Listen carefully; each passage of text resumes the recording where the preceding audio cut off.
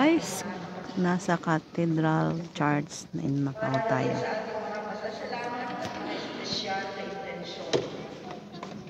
Para sa kapahingahan ng mga kaluluwa ni Arcanjo, Clarita, Eduardo, Narcisa, Allen, Severino, Senior, Milagros, Maximo, Erlinda, Servando, Felindo, at Abraham, at lahat ng kaluluwa sa purgatorio. Tumayo na po.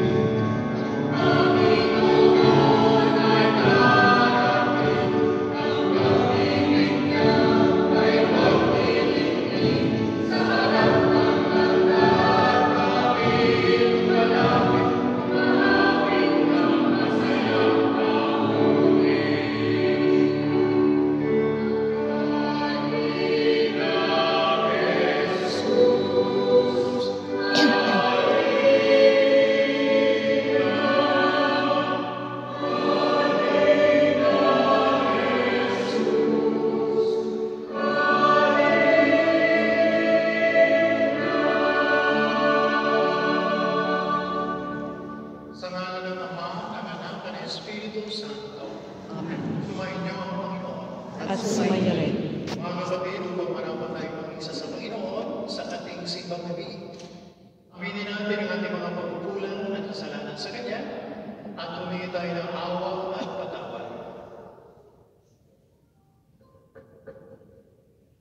Inaamin ko sa makapangyarihan ng Diyos Sa inyo mga kapatid, na lumabang ng kasala sa isip, sa salita at sa luwa, at sa aking mga pagkukulang. Kaya sinasama ko sa pangalan ng Maria, sa lahat ng mga anghel na pangalanan, at sa inyo mga kapatid, na ako'y ipanalangin sa Panginoon ating Diyos.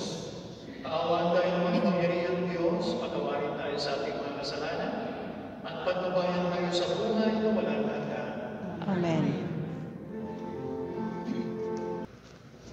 Basa mula sa aklat ni Propeta Jeremias. Nalalapit na ang araw, sabi ng Panginoon, na pasisimulin ko mula sa lahi ni David ang isang sangang matuwid, isang hari na buong karunungang maghahari. Paiirahin niya sa buong lupain ang batas at katarungan. Magiging matiwasayang Huda sa panahon ng kanyang pamamahala at ang Israel ay mapayapang mamumuhay. Ito ang pangalan itatawag sa kanya. Ang Panginoon ay matuwid. Sinasabi ng Panginoon, darating na ang panahon na ang mga tao hindi na manunumpa ng ganito. Nariyan buhay ang Panginoong nagpalaya sa Israel mula sa Ehipto. Sa halip, sasabihin nila, saksi ko ang Panginoon na nagpalaya sa mga Israelita mula sa lupain sa Hilaga at sa lahat ng lupain pinagtapunan ko sa kanila. Babalik sila sa sariling lupa at doon muling mamumuhay. Ang salita ng Diyos. Salamat sa Diyos.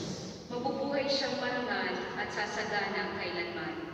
Mabubuhay Siyang marangal at sasagana kailanman. Turuan mo yung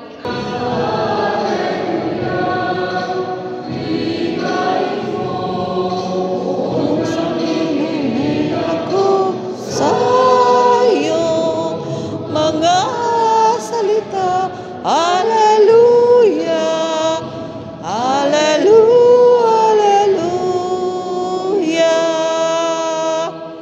namumuno ng Israel na bibigay utos sa amin. Halinan kami sa gitid. Hallelujah.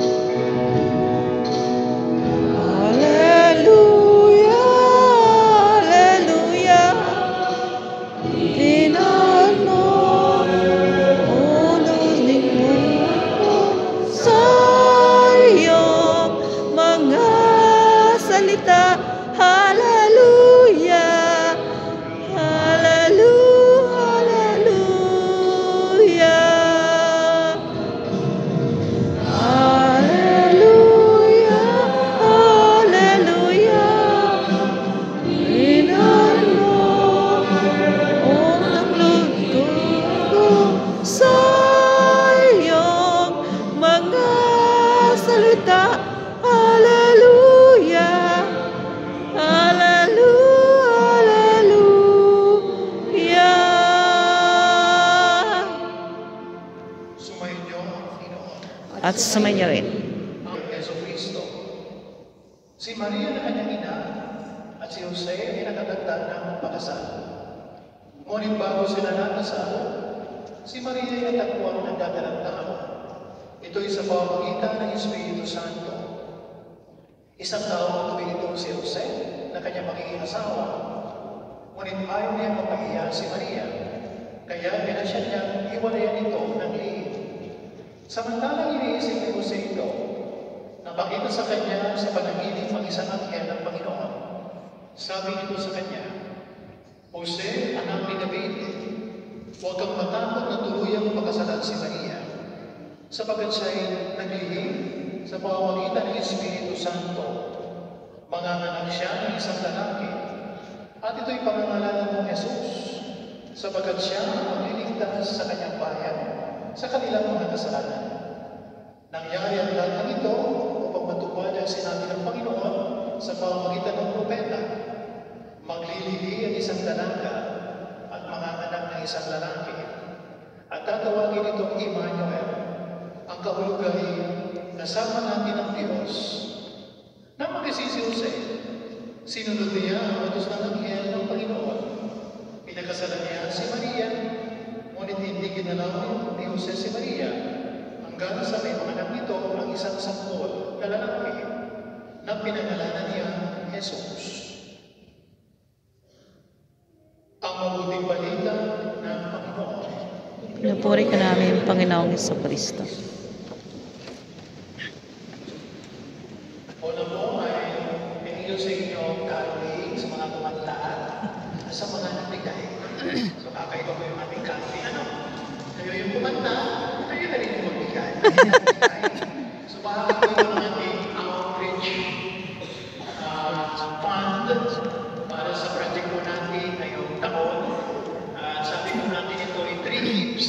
So nakakadalawa na po tayo. Okay po na lang, isa na lang. Gagawin po natin siguro ito towards the end of simbang gabi. So, Day off ko yun, te. Pangilan na ba tayo?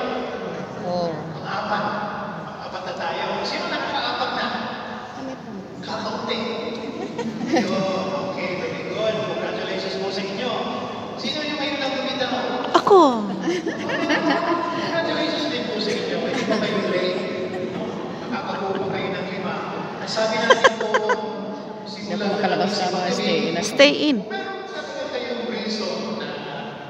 Day off ko lang po. It is as if Stay in lang yan. na simbang gabi. Ikaw eh, day off ko. Ngayon, Pero kayo ay inantok lang, makakalabas ka. Ako eh. nakipag-date Mga sila. pa yung excuse. Okay? So, i-report po natin ang ating gospel, yung connection ng ating gospel, para masundan po natin yung kwento na simbang gabi patungo po sa December 25, ang pagkapanganak ni Kristo. So, kahapon po ang gabi sa ating simbang gabi, kung naalala niyo po, yung ating ebanghelyo ay tungkol doon sa napakaraming kamag-anak, yung mga tao na pinagmulan ni Jesus ang kanyang angkan, yung kanyang generations. So, 14 generations. So, ayan guys. First time kong magsimbang gabi this year. At pinanggit po So, natin, masusundan yan is sa 25 na siguro. hindi po sila Thank lahat you ay for mabuti. watching. Hindi po sila lahat mabuti. Karamihan sa kanila ay masama. Oh. So, karamihan sa kanila ay hindi nakapaggawa ng mabuti. At kinunin po natin ito sa sarili-sarili nating